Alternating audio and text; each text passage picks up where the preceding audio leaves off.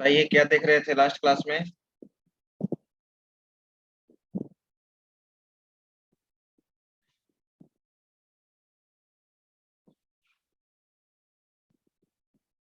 मे भी for loop पे programme practice कर रहे थे ना हम लोग।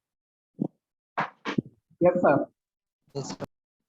ओके, आज हम लोग देखने जा रहे हैं व्हाइल लूप।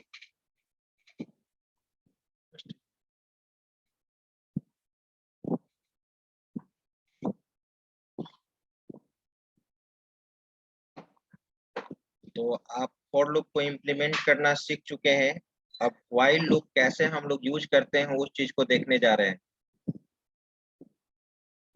ध्यान दीजिएगा। आप तो जानते हो कि सभी लूप का काम होता है ब्लॉक ऑफ स्टेटमेंट को रिपीट करना। लूपिंग का एक ही पर्पस होता है, ब्लॉक ऑफ स्टेटमेंट को रिपीट करना। राइट, ठीक है।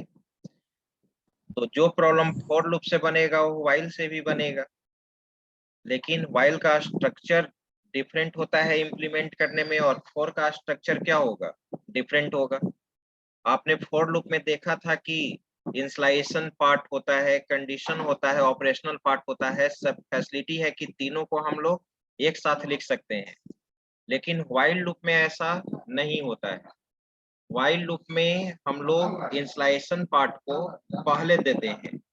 ओके, व्हाइल लूप, ठीक है।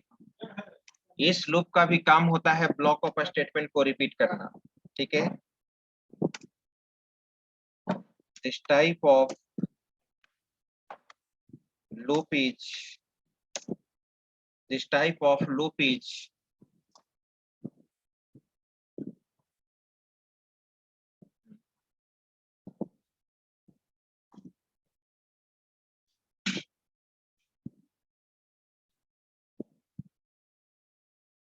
so this type of loop is used to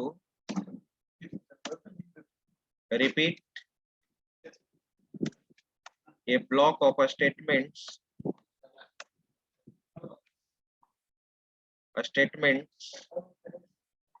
multiple times.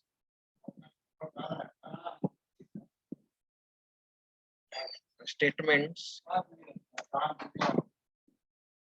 multiple times according to requirement.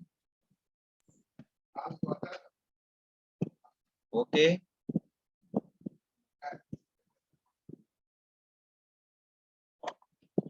तो मैंने क्या बोला कि इस लूप में लूप को यूज करने का स्ट्रक्चर केवल क्या होगा, अलग होगा। जैसे आप देख रहे हैं यहाँ पे क्या स्ट्रक्चर होगा, उस चीज को आप देखिए यहाँ पे।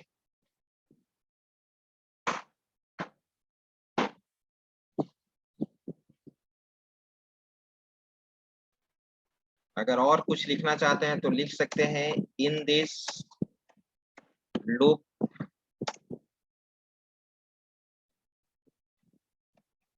initialization part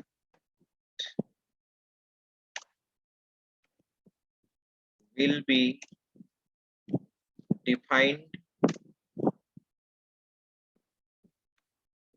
before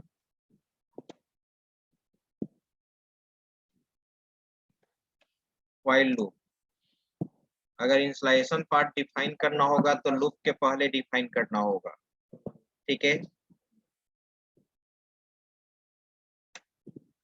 सिंटेक्स देखो कैसे हम लोग यूज करते हैं।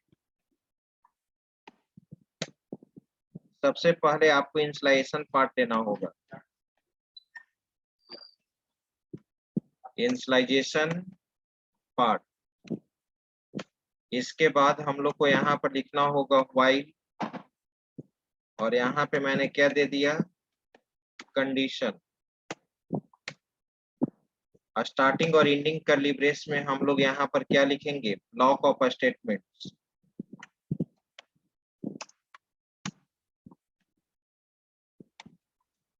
ब्लॉक ऑफ स्टेटमेंट्स, और यहीं पे हम लोग लास्ट में क्या देंगे, इंक्रीमेंट या डिक्रीमेंट पार्ट। ओके, ठीक है।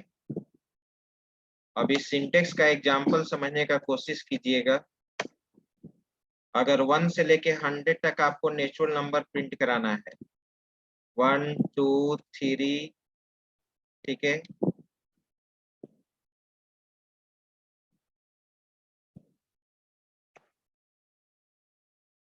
1 2 3 4 5, इसी तरह से मुझे 100 तक आउटपुट आना चाहिए। तो फॉर लूप तो आप जानते थे, ठीक है, कैसे इसको इम्प्लीमेंट करेंगे। फॉर लूप जब आप पढ़ चुके हैं तो यही था ना, बोलो तो कोई फॉर लूप में क्या लिख देते आप, डायरेक्ट फॉर लूप बोलो, कोई बताइए। 1 से लेके 100 तक नेचुरल नंबर प्रिंट कराना होगा तो फॉर लूप में क्या लिखेंगे, i equal to 1 1 1 I is less than or equal to 100 very good, इसके बाद i प्लस प्लस, यही ना। Yes sir. बिल्कुल, तो फॉर लूप में फैसिलिटी था कि तीनों पार्ट को हम एक साथ लिख सकते हैं, ये फॉर लूप का फैसिलिटी था, ठीक है। और मैंने यहाँ पे ये मैसेज दे दिया प्रिंटेफ, बट ये मैं केवल समझने के लिए, आपको समझाने के लिए इस तरह से लिख रहा हूँ, क्योंकि ऑलरेडी आप फॉर लूप पढ़ चुके हैं। लेकिन मुझे इस प्रॉब्लम को फॉर लूप से नहीं बनाना है, मुझे बनाना है व्हाइल लूप से। तो आप ही बताइए व्हाइल लूप का सिंटेक्स क्या है। इंस्टॉलेशन पार्ट को पहले, तो i इक्वल टू 1 को क्या रखेंगे, पहले रखेंगे। अब यहाँ पे व्हाइल में क्या देंगे, केवल कंडीशन देंगे। कंडीशन क्या है लूप का, आप ही बताइए, कब तक चलना चाहिए, i less than equal to 100। Very good. अब जिस तरह से फॉर का बॉडी डिफाइन किए थे उसी तरह से व्हाइल का बॉडी डिफाइन करेंगे, और यहाँ पे सबसे पहले i के वैल्यू को प्रिंट करा देंगे। प्रिंटेफ I %d \t, और यहाँ पर क्या दे दिया गया, i दे दिया गया, ओके, ठीक है। और हर बार i का वैल्यू क्या होना चाहिए, बढ़ना चाहिए, increment i plus plus. Plus plus. आइए अब ट्राई रन करते हैं, जरा इसको समझने का कोशिश कीजिएगा। इंस्टॉलेशन पार्ट तो आप फॉर लूप में भी देखते थे, एक ही बार एग्जीक्यूट करता था, ओनली फर्स्ट टाइम, लेकिन फैसिलिटी है कि फॉर लूप के अंदर ही आप दे सकते हैं। अब व्हाइल लूप में सबसे पहले इंस्टॉलेशन पार्ट व्हाइल के पहले डिफाइन करना होगा। i का वैल्यू 1 है। अब आप जानते हैं कि जिस तरह से फॉर हमारा एंट्री कंट्रोल लूप है, उसी तरह से व्हाइल भी हमारा क्या है, एंट्री कंट्रोल लूप है। क्या मैंने बताया था एंट्री कंट्रोल लूप के बारे में, पहले कंडीशन चेक करता है। वेरी गुड, सबसे पहले कंडीशन चेक होता है, सबसे पहले कंडीशन चेक होता है तब बॉडी एग्जीक्यूट करता है, राइट, ठीक है। तो यहाँ पे मुझे i इक्वल टू 1, i में वैल्यू यहाँ पे 1 हो गया। अब व्हाइल में सबसे पहले कंडीशन चेक होगा तभी हमारा बॉडी यहाँ पे एग्जीक्यूट करेगा। तो चलिए कंडीशन चेक करो, i का वैल्यू 1 है, 1 less than equal to 100, yes, condition क्या है, ट्रू है। तो जब कंडीशन ट्रू है तो व्हाइल का बॉडी एग्जीक्यूट करेगा। i का वैल्यू क्या मिला, 1, 1 हमारा प्रिंट कर गया। ये हमारा आउटपुट में यहाँ पे लिख रहा हूँ, ठीक है, i का वैल्यू 1 प्रिंट कर गया। अब i का वैल्यू यहाँ पर 1 के बाद क्या हो जाएगा, 2, इंक्रीमेंट पार्ट से। और तुम जानते हो ना कि एक बार लूप में इंटर कर गए तो बाहर तभी निकलेंगे जब कंडीशन क्या होगा, फॉल्स होगा।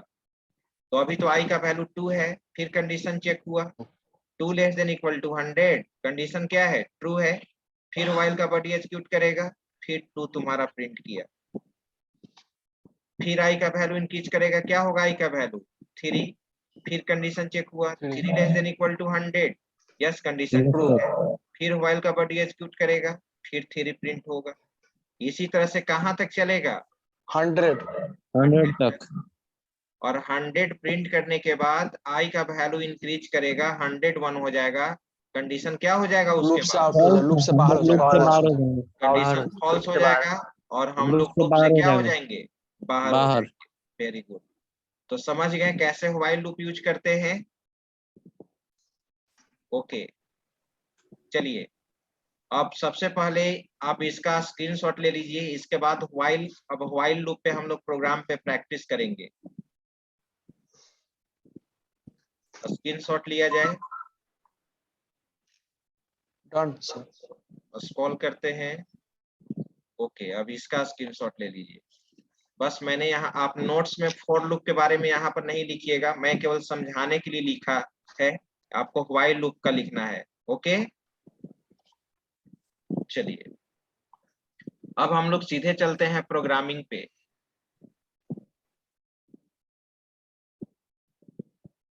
हाँ बोलो श्रीकांत कुमार।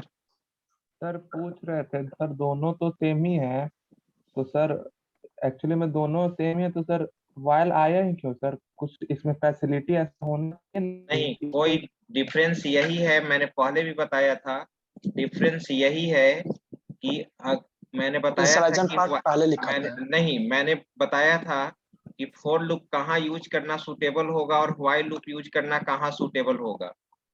तो फॉर लूप यूज करना कहाँ पे सुटेबल है, जहां पे तुमको लगता है कि लूप चलाने के लिए इंस्टॉलेशन पार्ट भी मुझे चाहिए, कंडीशन भी है और साथ में इंक्रीमेंट पार्ट भी है। अगर तीनों पार्ट है तो तीनों को तुम एक साथ क्या कर सकते हो, फॉर लूप में लिख सकते हो। और तुमको कभी लगता है कि लूप में इंस्टॉलेशन पार्ट है ही नहीं, तो डायरेक्ट तुम क्या यूज करो, व्हाइल यूज कर लो। आ रही बात समझ में? ठीक है, चलिए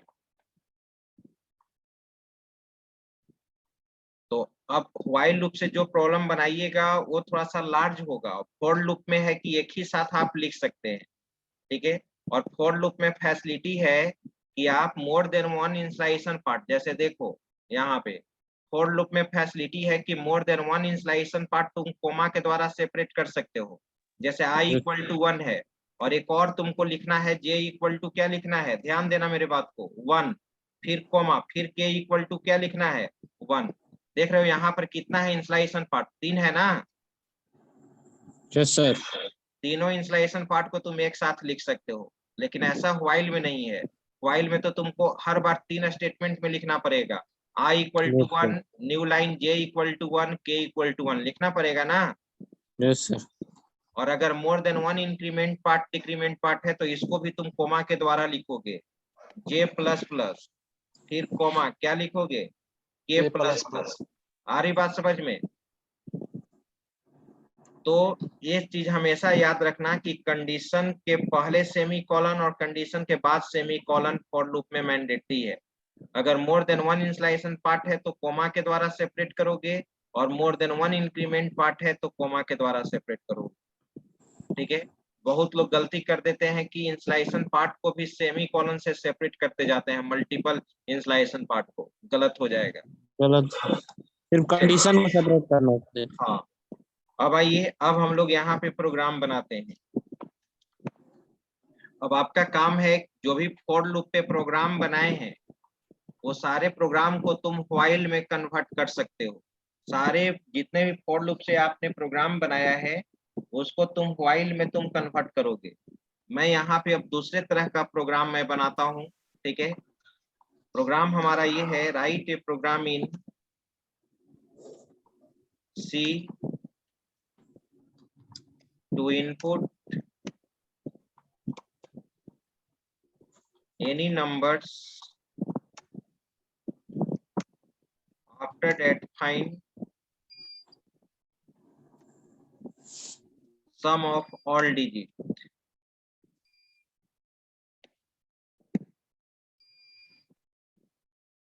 देखो मुझे आउटपुट ऐसे आना चाहिए, अगर यहाँ पे कोई भी नंबर मैंने इनपुट किया 3 4 6 8, तो नीचे आउटपुट आना चाहिए मुझे सम ऑफ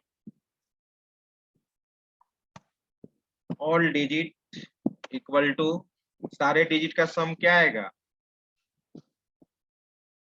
21। 21। चाहे आप 4 डिजिट का नंबर इनपुट करो या 5 डिजिट का इनपुट करो या 8 डिजिट का इनपुट करो, जो भी नंबर्स होगा सारे डिजिट को तुमको क्या करना है, सम करना है। याद करो मैंने लूपिंग के पहले एक लॉजिक आपको बताया था, ठीक है। मैंने आपको बोला था कि किसी भी नंबर से डिजिट कैसे एक्सट्रैक्ट होता है, किन्हीं को याद है? किसी भी नंबर से डिजिट कैसे एक्सट्रैक्ट होता है, कैसे गेट होता है, कैसे रिट्रीव होता है? अब सबसे पहले ये प्रश्न उठता है कि तुम्हारा जो नंबर है, ध्यान दो, 3468। अब सबसे पहले इस नंबर से तुमको डिजिट निकालना होगा। जब तक डिजिट नहीं निकालोगे तब तक उस डिजिट को कैसे तुम सम करोगे? आ रही बात समझ में? Yes sir. सबसे पहले आपको डिजिट को क्या करना होगा? एक्सट्रैक्ट करना होगा। तो किन्हीं को याद है, किसी भी नंबर से डिजिट को निकालने के लिए उसको 10 से डिवाइड करते हैं। कितना से डिवाइड करोगे? 10 से। और डिवीजन का मतलब ये मोड ऑपरेटर हम यूज कर रहे हैं अभी, मोड ऑपरेटर। किसी भी नंबर को 10 से डिवाइड करोगे तो रिमाइंडर उसका लास्ट डिजिट बचता है, राइट? किसी भी नंबर को 10 से डिवाइड करोगे तो रिमाइंडर हमेशा लास्ट डिजिट आता है, यस और नो? Yes sir. ओके, तो 10 से इसको डिवाइड करेंगे तो यहाँ पे हमारा जो क्वोशिएंट आएगा वो क्या आएगा? 346। और यहाँ पे रिमाइंडर क्या आएगा अगर इसको डिवाइड करोगे तो? 8 आएगा ना, 8। Yes sir. Yes sir. तो इसको रिमाइंडर को निकालने के लिए तुम कौन सा ऑपरेटर यूज करते हो? सी में मोड ऑपरेटर, मोड ऑपरेटर जिसको मोडलो डिवीजन बोलते हैं। और इसको निकालने के लिए क्या यूज करोगे? माइक ऑफ रखो, साउंड आ रहा है। इसको निकालने के लिए क्या करोगे? चल डिवाइड। Divide, very good. यानी इसको निकालने के लिए डिवाइड यूज करेंगे। तो मुझे दोनों को यूज करना होगा। तुम ही बताओ, जब नंबर 3468 है तो 10 से डिवाइड किए तो रिमाइंडर क्या मिला? लास्ट डिजिट, यानी 8 तो हमारा निकल गया। अब मोड। नंबर को 10 से किसको डिवाइड करेंगे? कोई बताइए। 346 को। जब नंबर 3468 था तो रिमाइंडर क्या मिला? 8। अब 8। जब नंबर 346 होगा तो 346 को डिवाइड करेंगे 10 से सर। Very good. 346 को जब हम डिवाइड करेंगे तो तुम ही बताओ इधर क्या मिलेगा? 34 रिमाइंडर 6 हो जाएगा सर। और रिमाइंडर क्या आ जाएगा? 6 आ जाएगा। चलो ये भी आ गया। उस देख रहे हो ना, डिजिट एक्सट्रैक्ट हो रहा है ना हमारा। फिर 10 से किसको डिवाइड करेंगे? फिर 10 से किसको डिवाइड करेंगे? 34 को सर। वेरी गुड, 34 को डिवाइड करेंगे तो इस बार यहाँ पर क्या आएगा? 3 आएगा। और यहाँ पर क्या आएगा? 4 आएगा। ओके, तो 4 भी हमारा डिजिट निकल गया। अब 3 को किससे डिवाइड करेंगे? 10 से। Yes sir. तो 10 से 3 को डिवाइड करेंगे तो डिवाइड अब नहीं ना होगा, नो सर। यानी एक तरह से 0 पॉइंट समथिंग आएगा। अरे डिवाइड तो नहीं होगा तो, लेकिन रिमाइंडर क्या बचेगा? कोई बता सकता है? मैंने बताया था अरिथमेटिक ऑपरेटर में। 3 होगा। हाँ वेरी गुड। जब भाग नहीं लगेगा तब रिमाइंडर 3 ही ना बच सर जाएगा। नहीं आपने बताया तो रिमाइंडर क्या Yes, बच yes, जाएगा? sir. 3 ना। मैंने बताया था ना अरिथमेटिक ऑपरेटर में, याद करो, जब फर्स्ट ऑपरेंड का Yes, value sir. Second operand से कम हो तो रिजल्ट हमेशा क्या आता है? First operand. ठीक है। और कब तक, अब सोचो, ये तुम सोचो ये कब तक डिपेंड, नंबर तो 4 डिजिट में भी हो सकता है, 5 डिजिट में भी हो सकता है, 8 डिजिट में भी हो सकता है। ये कब तक लूप चलेगा? जब तक यहाँ पे डिवाइड करते करते 0 नहीं मिल जाए। आ रही बात समझ में? Yes sir. चलो अब मैं यहाँ पे इसको बना रहा हूँ, ध्यान देना सभी लोग। अब मैं इस प्रोग्राम को बना रहा हूँ।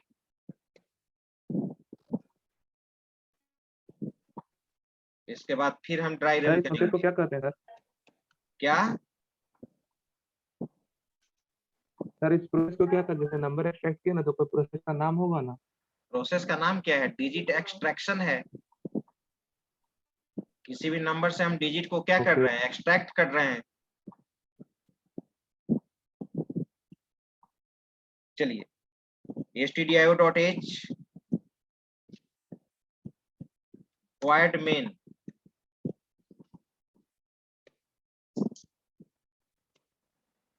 अब यहाँ पे हम लोग सबसे पहले क्या करेंगे, एक वेरिएबल डिक्लेयर करेंगे, n में नंबर इनपुट होगा, राइट। एक डिजिट तुमको निकालना है, डिजिट कहने का मतलब रिमाइंडर, और सारे डिजिट को तुमको क्या करना है, सम करना है ना, तो सम इक्वल टू क्या करोगे, 0। ओके, इतना ही वेरिएबल्स का मुझे जरूरत है। जैसे ही प्रोग्राम एग्जीक्यूट करेगा, सबसे पहले मैसेज पूछेगा inter any number, inter any number, okay. Scanf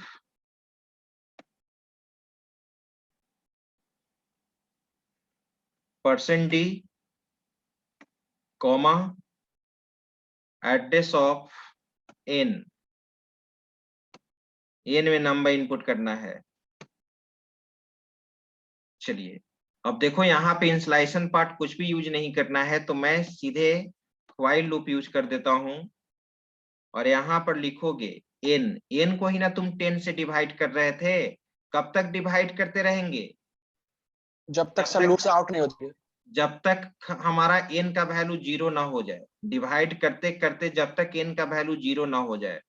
तो यहाँ पे दो कंडीशन तुम लिख सकते हो, n का वैल्यू 0 से ग्रेटर होना चाहिए, ठीक है, या इसके जगह पे तुम ये भी लिख सकते हो n नॉट इक्वल टू 0, इसके जगह पर ये भी लिख सकते हो n नॉट इक्वल टू 0। जैसे ही n का वैल्यू 0 हो जाएगा, हम लूप से क्या हो जाएंगे, बाहर हो जाएंगे। तो चलो, सबसे पहले अब व्हाइल का बॉडी हम लोग डिफाइन कर रहे हैं, तो तुम ही बताओ, सबसे पहले डिजिट निकालना है मुझे, तो डिजिट निकालने के लिए हम लोग क्या करेंगे, डिजिट d इक्वल टू क्या लिखोगे, n mod 10 more 10 10, very good, 10 से डिवाइड करेंगे, ये रिमाइंडर निकालेगा, ठीक है, रिमाइंडर। अब चलो, जो डिजिट निकल गया उसको क्या करना है, सम करना है ना, तो सम इक्वल टू क्या करोगे, sum plus, plus d very good, sum equal to sum plus D, digit sum हो जाएगा। और याद करो, मैंने यहाँ पे पूछ रहा था कि जब 10 से 3, 4, 6, 8 को डिवाइड करोगे, तो ये डिवीजन साइन से यहाँ पे आपका क्वेश्चन आएगा, तो क्या यूज करेंगे, क्वेश्चन निकालने के लिए क्या यूज करेंगे, n इक्वल टू कौन सा ऑपरेटर, n बाई,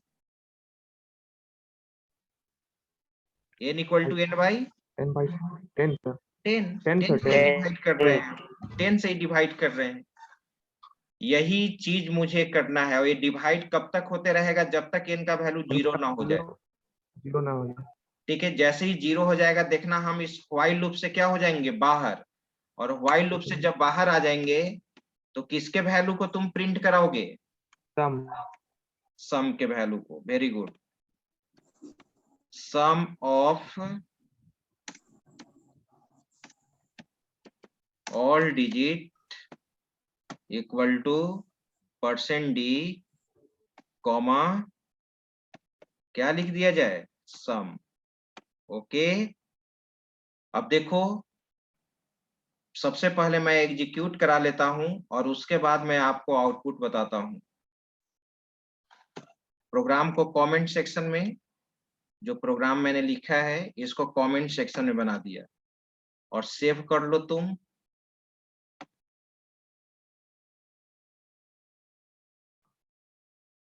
चलिए, मैंने नाम दे दिया यहाँ पे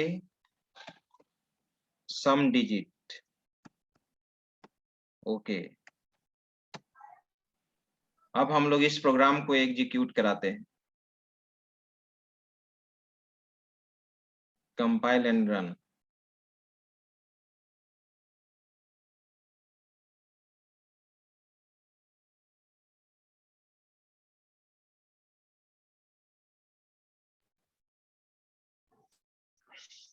ठीक है, कोई भी एरर नहीं, इंटर एनी नंबर 3, 4, 6, 8, देखिए तो आ गया sum of all digit equal to 21। Yes sir आ गया। ओके, आउटपुट तो आ गया। अब आप यहाँ पे जो भी नंबर इनपुट करेंगे, ठीक है, जैसे देखो मैं नंबर यहाँ पे इनपुट कर रहा हूँ 3400908। आ गया। Sum of all digit equal to क्या दिया? 24। 24। 20 आएगा 24।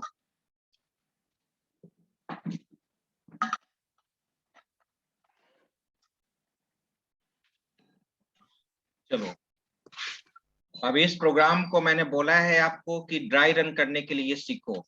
आप शुरू से ही मैं फोकस करता हूं कि आप ड्राई रन खुद से करो। क्या रूल मैंने बोला था ड्राई रन करने के लिए? कॉलम बढ़ेंगे सर, पहले कॉलम बनाएंगे। बिल्कुल, देखो मैं ड्राई रन कर रहा हूं यहाँ पे, ध्यान से देखना। जब तक ड्राई रन नहीं करोगे लॉजिक नहीं सीख पाओगे।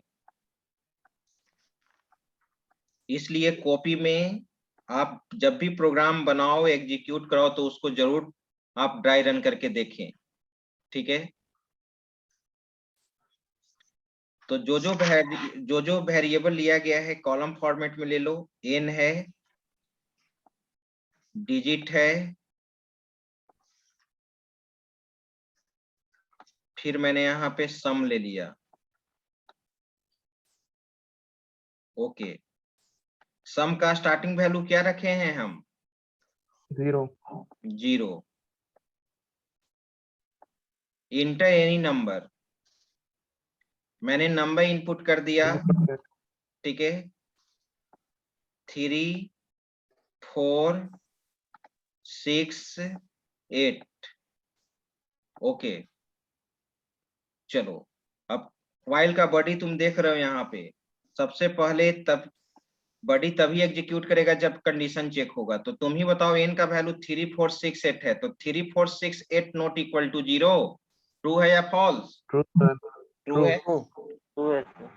ट्रू है, ठीक है। 3 4 6 8 0 के बराबर नहीं है, कंडीशन ट्रू है। व्हाइल का बॉडी एग्जीक्यूट करेगा, सबसे पहले डिजिट निकलेगा। तो देखो पढ़ो यहाँ पर क्या लिखा हो, digit equal to d equal to n mod 10। तो मोड मोडलो डिवीजन क्या करता है? रिमाइंडर रिटर्न करता है।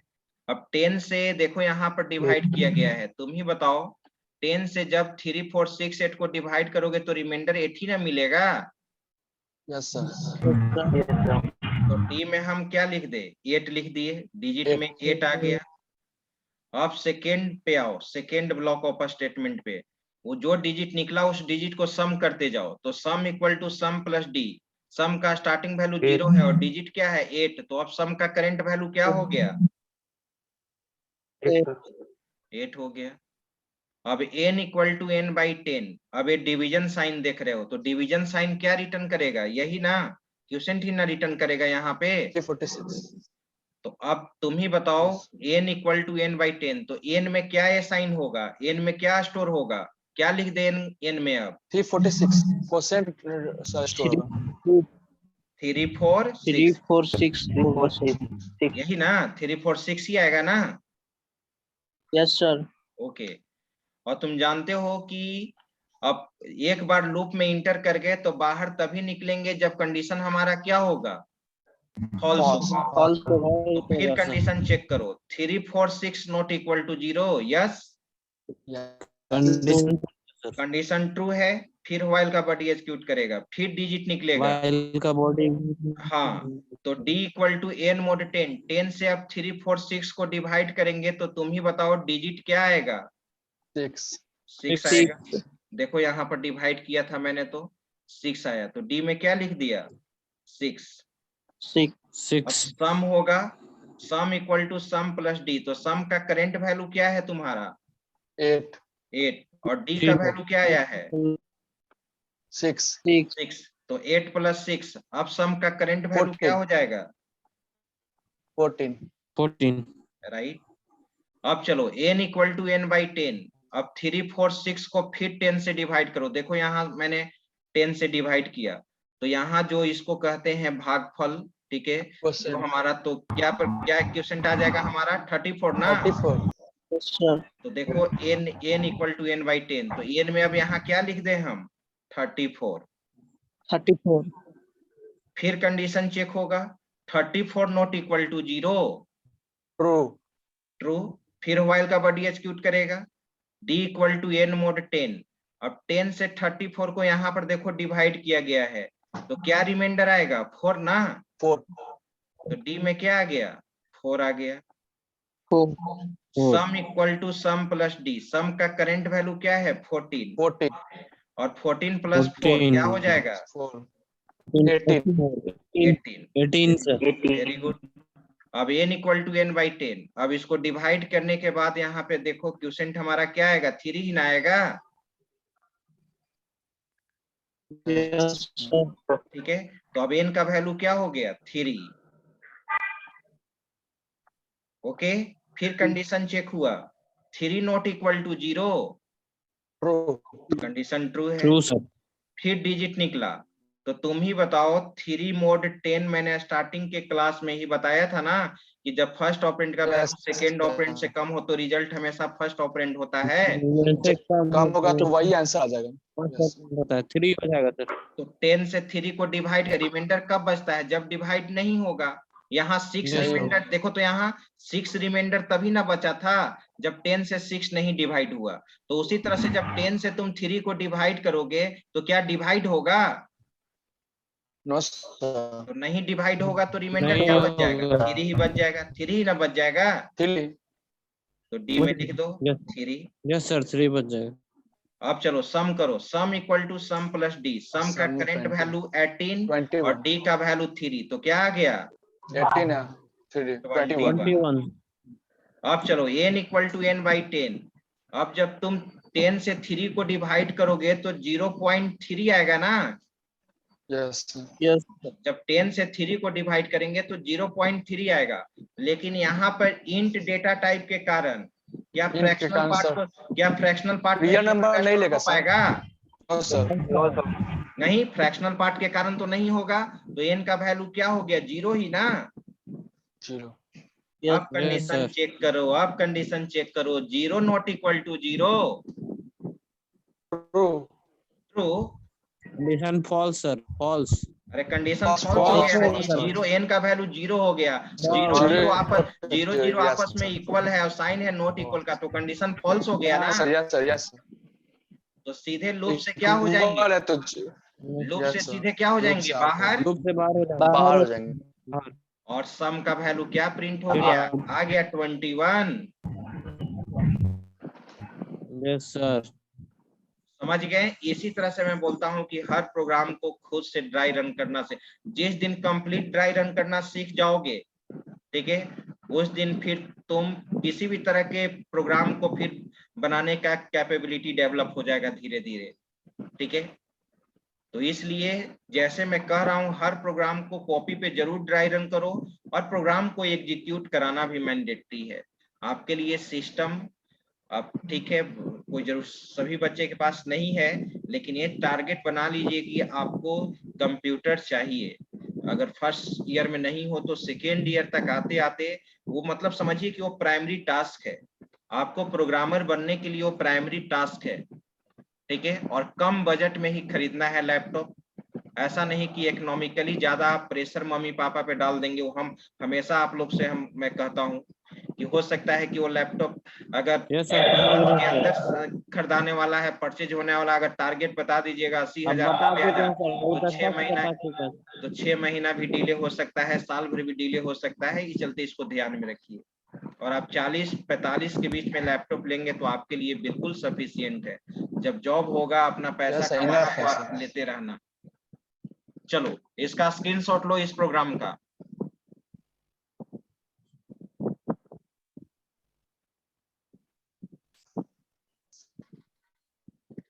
ले लिए। Yes sir. ओके,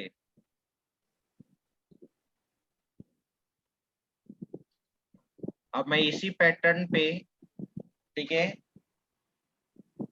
मैं यहाँ पे आप लोग बताइएगा कि कौन सा हम प्रोग्राम बना दें। अब इसी देखो जिस तरह से फैक्टर से रिलेटेड बहुत सारा प्रोग्राम होता है, उसी तरह से डिजिट से भी बहुत सारा प्रोग्राम बनेगा। जैसे अभी जो मैं प्रोग्राम यहाँ पर लिखने वाला हूँ, और बहुत सारा प्रोग्राम आपको पीडीएफ में भी होगा, उससे भी आप हेल्प ले सकते हैं।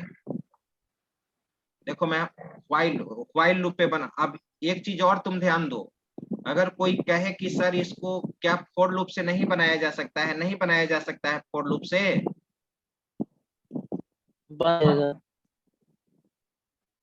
फॉर लूप से देखो, अगर फॉर लूप से बनाना रहेगा तो एक लाइन में भी बन जाएगा, एक लाइन में भी बन जाएगा, जो हम डमी फॉर में तुमको बताएंगे। डमी फॉर जो लूप है, मैंने लिखवाया था ना एक की डमी फॉर लूप भी, yes sir. Yes sir, dummy for तो डमी फॉर में एक लाइन में बन जाएगा। और अभी मैं इसके बाद डू व्हाइल के बाद मैं डमी फॉर बताऊंगा, ठीक है। लेकिन अगर इसको फॉर से बनाना होगा तो तुम सिंपल कुछ नहीं, देखो यहाँ पे मैं लिख दिया,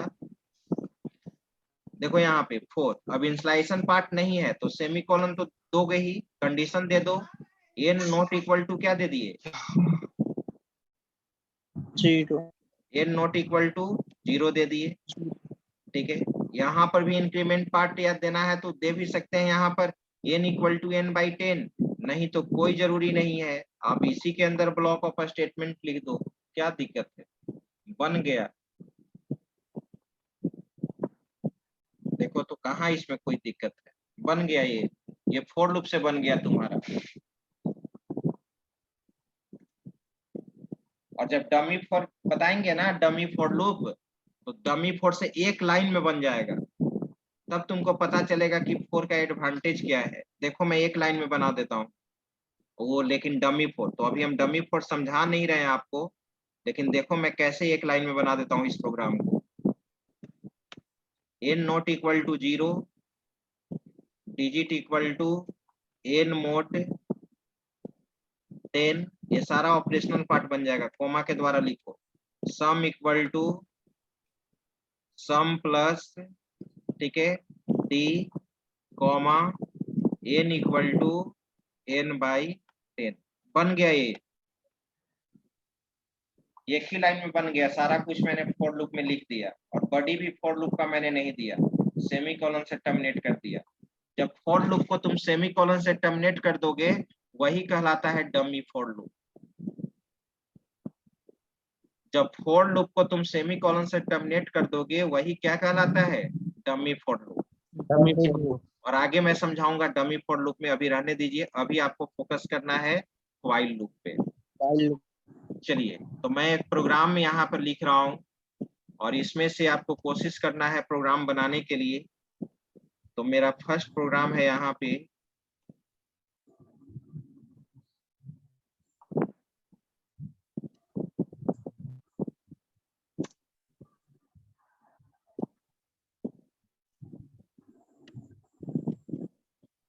to input any number, after that check number is, अभी after that check नहीं है, after that find reverse of number।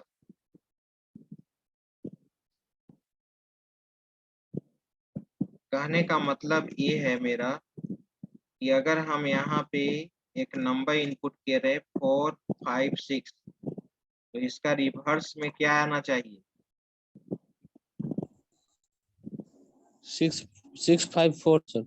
Reverse equal to आना चाहिए 654, यही प्रिंट करना चाहिए। फर्स्ट प्रोग्राम हो गया ये। दूसरा program, to input any number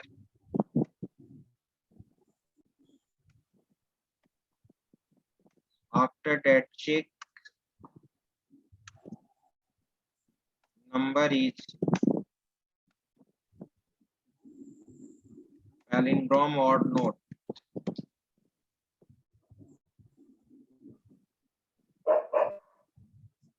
ठीक है, कोई नंबर इनपुट करना है, चेक करके बताना है कि नंबर हमारा पैलिंड्रोम है या नहीं। और एक चीज ध्यान देना, यूट्यूब पे अभी वीडियो अपलोड नहीं हो पा रहा है, कुछ टेक्निकल इशू आ गया है। अब वो 25 मार्च के बाद ही तुम्हारा वीडियो अपलोड होगा, इसलिए ध्यान से क्लास करो, ठीक है। अब ये जब भी ये वीडियो अपलोड होगा तो तुम्हारा 25 के बाद ही होगा। 17 तारीख से ही प्रॉब्लम आ गया है। केवल आपका सर? नहीं, सभी का। क्या किन्हीं का हुआ है क्या? किन्हीं टीचर का नाम बताओ। नहीं सर, क्योंकि 1 अप्रैल से तो ऑफलाइन होगा सर, हाँ, वो तो इसीलिए। 1 अप्रैल से वैसे भी ऑफलाइन ही होना है, ठीक है। उसके बाद तो फिर अटेंडेंस का कुछ रहेगा ही नहीं है। ऑफलाइन में जो बच्चे रहेंगे उन्हीं का अटेंडेंस बनेगा, ठीक है। और यूट्यूब लाइव होते रहेगा, ठीक है। 17 से पीछे का अपडेटेड है सर वीडियो? हाँ जी, चेक करो। कुछ तो इसमें चले जाओ, अपना देखो, प्ले प्ले अथी बनाए हैं ना, क्या बोलते हैं? प्लेलिस्ट, यस सर, हाँ, प्लेलिस्ट। प्लेलिस्ट। उसमें आप देखिएगा, सब इस तरह से अपडेटेड है। डेट लगता है आगे पीछे है सर, डेट उसमें लगता है आगे पीछे है। तो इनपुट कहीं कहीं any number after that check number is Armstrong और नोट। पैलिंड्रोम नंबर जानते हो, बताए थे क्या होता है पैलिंड्रोम नंबर? सर रिवर्स करके वही नंबर वापस आ आगे पीछे लिखने से सेम ही मिलते। बिल्कुल, रिवर्स करने के बाद वही नंबर आए तो 242, इसको रिवर्स करेंगे तो क्या आएगा? 242। 242 ही आएगा। तो ये हमारा क्या हुआ? Palindrome number. क्या हो जाएगा ये? Palindrome number, okay. और अगर मैं दूसरा एग्जांपल लिया यहाँ पे 453, इसका रिवर्स क्या होगा? 54। 354। तो क्या ये पैलिंड्रोम है? No sir. No sir.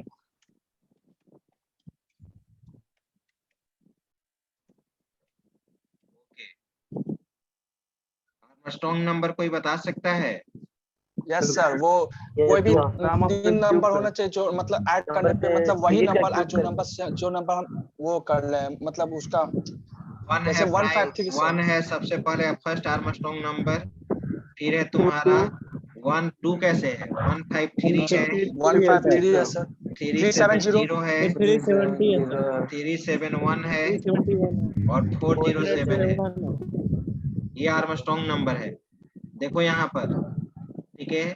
क्या होता है कि सबसे ध्यान दो, सबसे पहले क्या करना है, सबका क्यूब करके ऐड करेंगे तो सारे वही नंबर अगर आएगा। नहीं, हाँ वो तो है ही 1। अब कोई तुमसे पूछेगा कि ठीक है, हम यहाँ पर क्या कर देंगे, मैं यहाँ पर एनोटेशन से लिख पाऊंगा।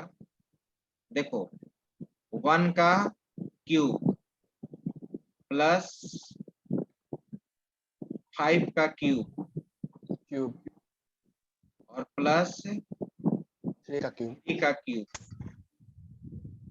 अगर इसको करने के बाद, इसको इवैल्यूएट करने के बाद कितना आ जाए, वही नंबर 153। तो ये हमारा क्या होगा? आर्मस्ट्रांग होगा, सारे डिजिट का यहाँ पर क्यूब। तो अब प्रश्न ये उठता है कि 3 ही क्यों, 3 से क्यूब क्यों निकाल रहे हैं? जवाब दो। क्योंकि सब हाँ, क्योंकि सब 3 डिजिट है। क्योंकि इस नंबर में नंबर ऑफ डिजिट कितना है? 3। 3 है,